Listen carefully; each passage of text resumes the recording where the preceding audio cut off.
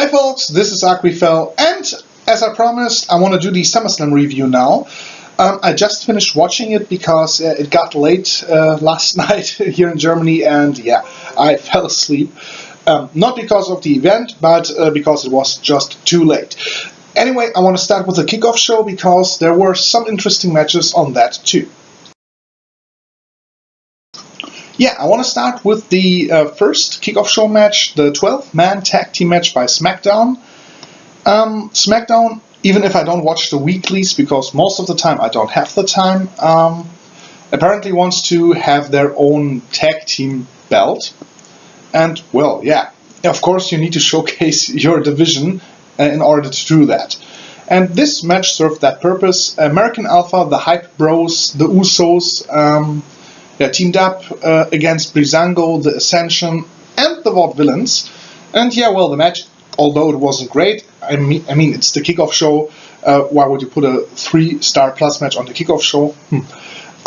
Yeah, it served its purpose. Every team got a little chance to shine, and yeah, it wasn't a bad match, wasn't a great match, but, well, it was quite entertaining.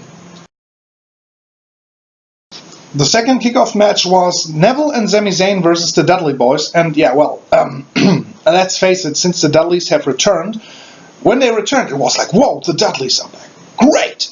And yeah, well, the past months, it's more like, oh yeah, they are one of the most decorated tag teams in the world, okay, because they lost almost all of their credibility in WWE. And yeah, well, this was more like Neville and Sami Zayn, they don't have matches for the main card. Let's put them in some random tag team match, put them up together because they're friends and they have a lot of history. Well, and let's see where it goes. And yeah, at least the young guys won and could showcase some of their skills, but in the end, this match was just there and didn't have any meaning at all. The third and last match on the kickoff show was Sheamus versus Cesaro, and yeah, I really would have loved to see this on the main card because, well, first of all, you don't have the commercial breaks and you can see the whole match, but both big men are very agile and very strong, so on paper this makes for a great big guy match. And yeah, well, of course, both delivered. Cesaro is one of the best they have in WWE right now. Sheamus, even if he looks stupid, and I don't have anything against Mohawks, but he just can't pull it off. He's a good guy, or a good wrestler too. And both guys showed that here. They have good chemistry, they have the ability to wrestle. And yeah, well, it was a nice big man match. If you like that kind of match, two big strong guys going at each other, this one's for you. And the finish, Sheamus winning rather questionably with unfair tactics, perfect for the start of this best of 7 series. The first match on the main card was Jericho, and I really don't like the person who thought of that name, against Big Cass and Enzo, and as always with Big Cass and Enzo entering, the crowd goes wild, and yeah, well, it's more or less the same routine every time, but yeah, well, what Enzo and Cass say always is entertaining. So that one really works. Jericho and Owens, of course, they don't make that kind of an entrance. But, well, the match itself, classic face in peril situation with Enzo being the face in peril, as, yeah, quite always. Yet, it worked. It worked. It was a decent opener. It was quite entertaining without being great or good or a must-see. Notably, or one thing of note, the Jericho finisher, the 3D kind of thing into the Codebreaker, that's a really cool tag team move. Really cool. And Owens taunting Cass and Enzo throughout the whole match. I liked it. Really plays well into Owens' character. So, decent opener. Yeah, next was the WWE Women's title match between Sasha Banks and Charlotte.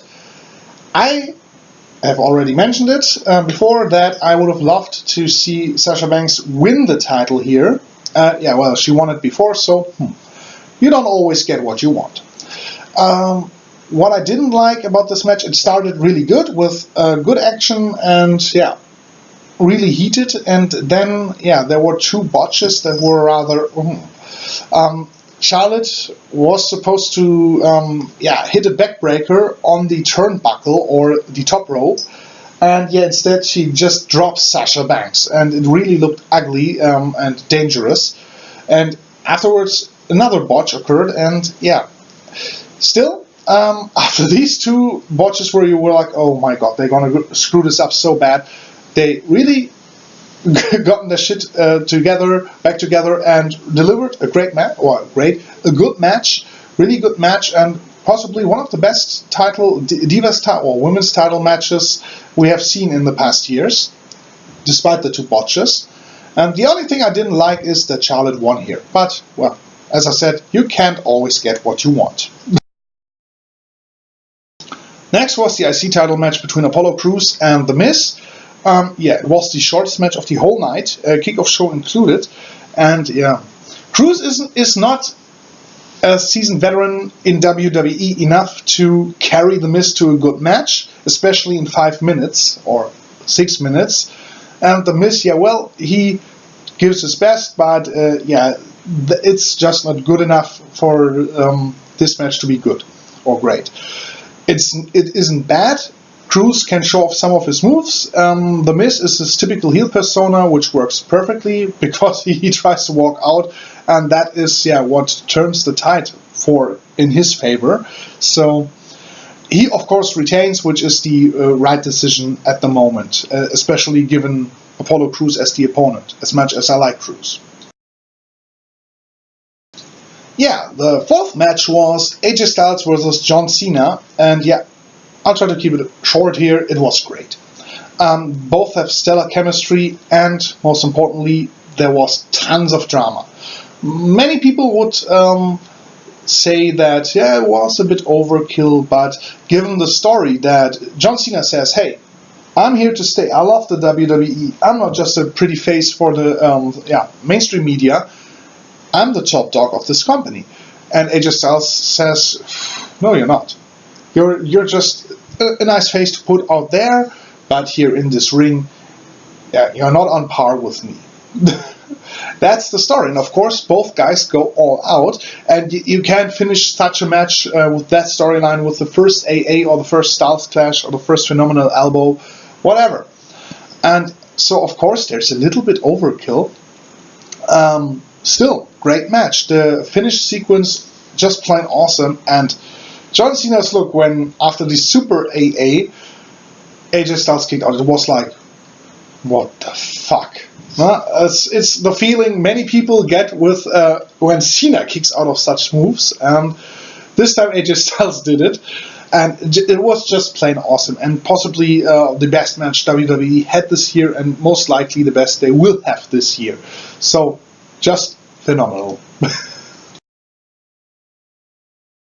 Next on the card was the WWE Tag Team title match. And we all know the story behind this match, and not WWE's brightest hour. Yet Jon Stewart came out first, which didn't help at all, because last year we all know what went down with Seth Rollins.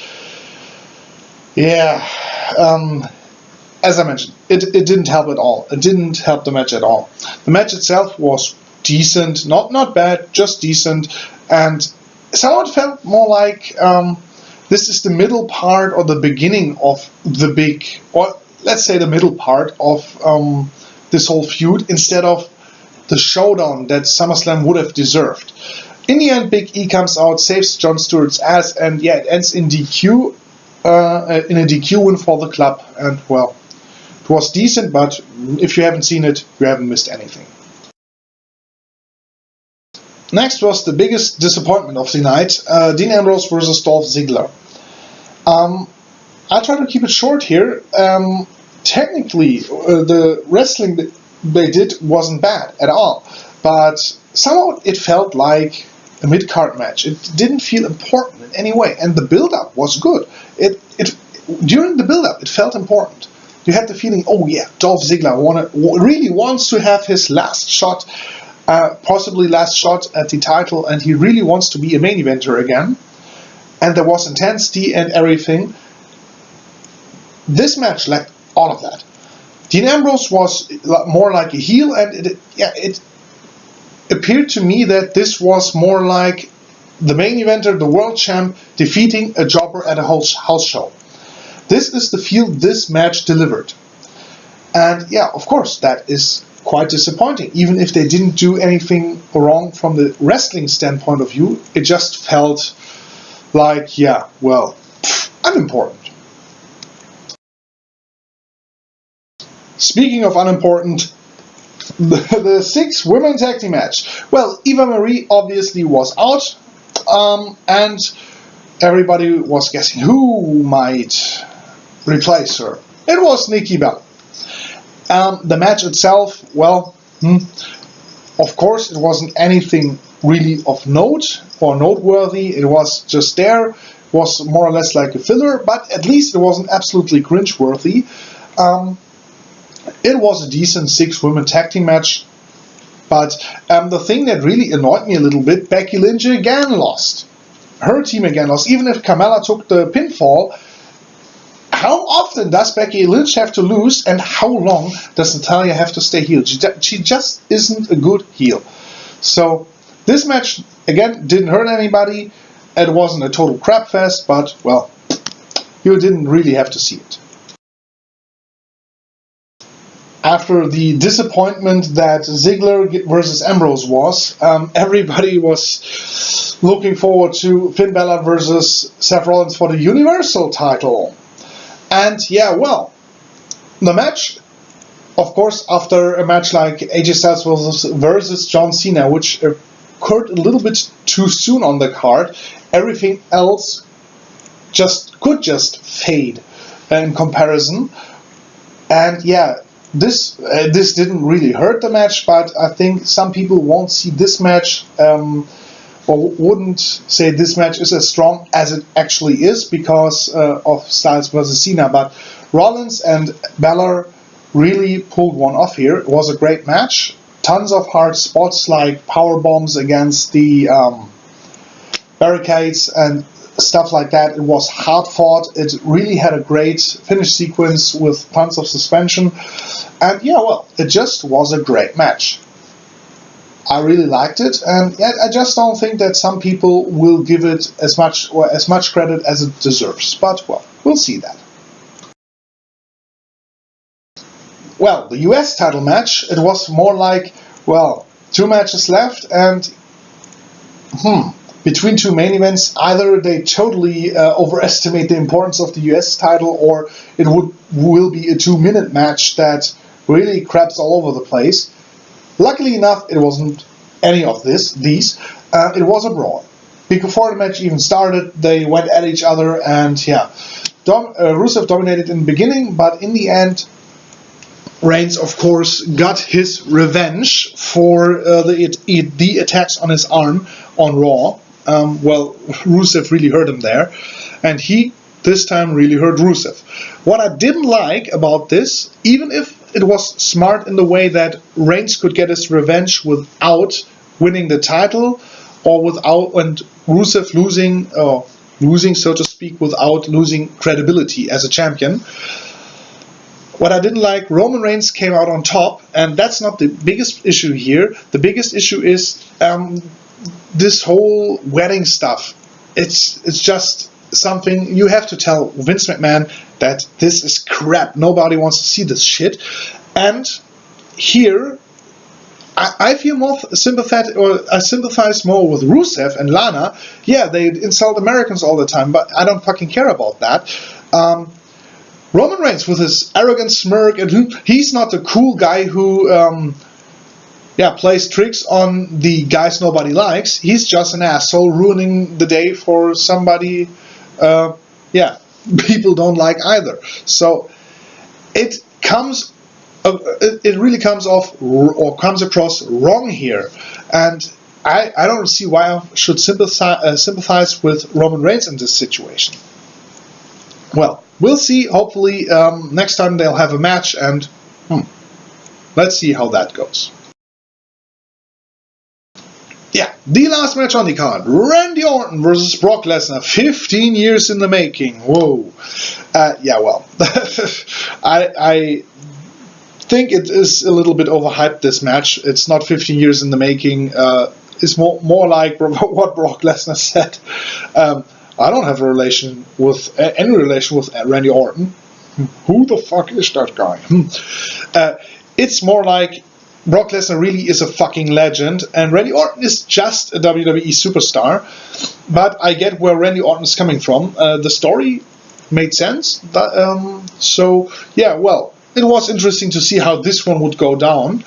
And, yeah, well, it went into a good direction. Of course, Brock Lesnar took Randy Orton to Suplex City, bitch, but Orton always had the chance to, or for the RKO out of nowhere. He emphasized that enough, and sometimes it's all it takes to have this one move out of nowhere that just turns the tide and totally dumbfounds your opponent, and then you win. It was a good match up until the cut occurred, and it was ruled a TKO. It's a smart way to end this so that Brock Lesnar looks like a monster. I mean, he crushed Randy Orton, or he injured Randy Orton in a manner that ended the match. And Randy Orton didn't lose, per se. He wasn't pinned, he didn't submit. Still, it's more like, a draw between Raw and SmackDown, and just feels unsatisfying because there was no real end to it. And I think it's really a booking decision, because otherwise they just would have closed the cut and hoped for the best. So, overall, SummerSlam was a decent pay-per-view, nothing more, because you don't really had crappy matches. You had a lot of matches that were, they were there. They were okay, they didn't hurt anybody. Sadly enough, you just had two real highlights: AJ Styles versus John Cena, match of the year candidate, and the great Finn Balor Seth Rollins match. The main event, thanks to the ending, disappointed a little bit, and Dean Ambrose versus Dolph Ziggler wasn't bad per se, but it was a huge disappointment. So, yeah, that's pretty much just a decent pay-per-view, and I'd love for you to comment on this video. I hope you liked it, and I hope that we can have a little discussion in the commentary section, on how you saw this pay-per-view. Good matches, bad matches, and so on. I'm always open for discussions. So, hopefully you enjoyed this video, and I'd be happy if you tuned in next time again. So long.